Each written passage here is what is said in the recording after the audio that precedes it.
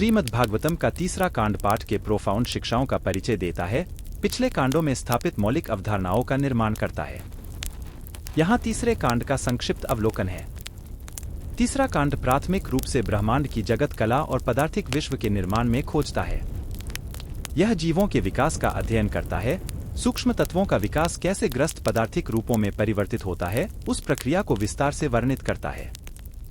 इसके अतिरिक्त यह ब्रह्मांड के निर्माण की जटिलताओं पर चर्चा करता है, जिसमें विभिन्न प्रजातियों का गठन और उनकी अस्तित्व के तरीके शामिल हैं।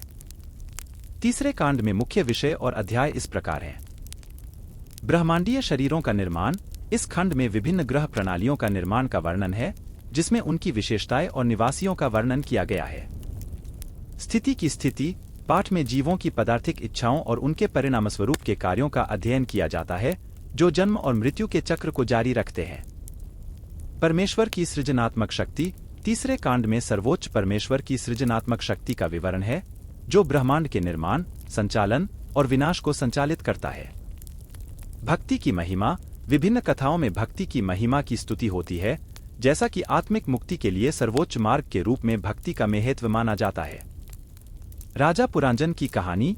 अलेगोरिकल कथाक्लाप के माध्यम से पाठ आत्मा की यात्रा का वर्णन करता है, जिसमें विभिन्न जीवन अनुभवों के माध्यम से उसका उद्दीपन होता है और आत्मिक साक्षात्कार की अंतिम खोज होती है।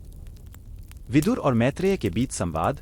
ऋषि मैत्रेय विदुर को आत्मा, परमात्मा और सर्वोच्च के स्वरूप के बारे में उसकी प्रश्नों का उत्तर देते हैं।